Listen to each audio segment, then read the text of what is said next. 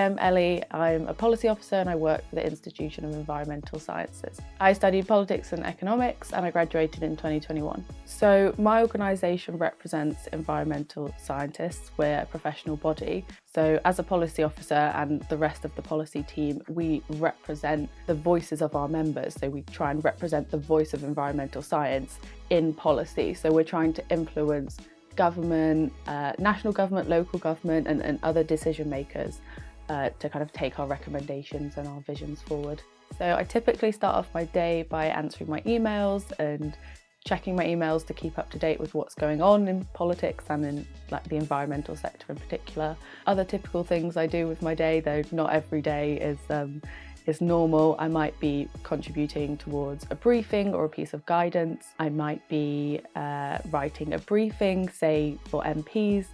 The last one we did was on COP28, and I might also do in-person briefings with MPs as well as written briefings for that. I love working in politics and I find it really interesting in working in policy, but to be honest, the favourite part of my job is that I can work from absolutely anywhere. Well, my organisation has an office in London, which I very occasionally have to travel into, but mainly I work remotely in my home in Sheffield, and I just absolutely love the flexibility that gives me. I'd say my career highlight is when I was working at my previous job. I did a project looking at the Treasury and how we could potentially influence the Treasury a bit.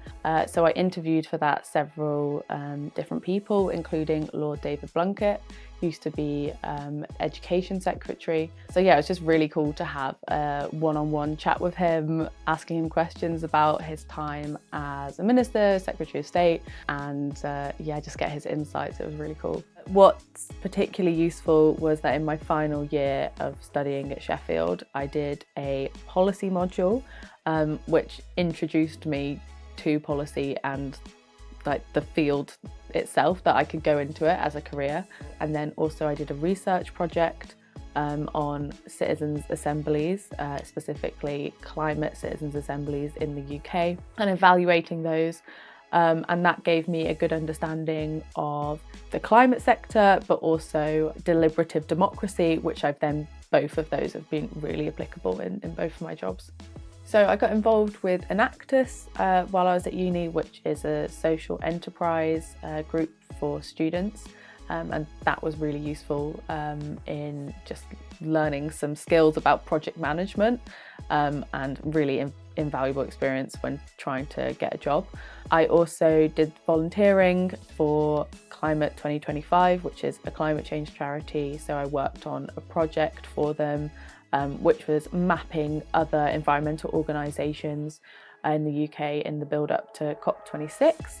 Those experiences, those extracurricular activities were really, really key to me getting my first job. Yeah, I'd really encourage you to apply to do politics at Sheffield. It's a really good course. Some of the modules are absolutely fantastic and genuinely prepare you and give you the skills for a career in politics. I stayed in Sheffield because I just absolutely love the city. It's obviously a really green city. Everyone will tell you that we've got the most trees in Europe or something like that. And we've got the Peak District on our doorstep. So if you want to go climbing or walking or any of that, that's just so close and that's great. We've also got some amazing independent shops and cafes, and it's just a lot going on. It's quite buzzy. My favourite memory is weirdly during the pandemic in my final year of uni, and also weirdly around exam time, but it was snowing, and all of my housemates and me, we just went out and had a massive snow fight on our road. And considering that we'd all been locked inside most of the time and we were all just studying really hard for exams, just having a massive snowball fight for an hour. I only had socks as gloves, but yeah, it was just the best time.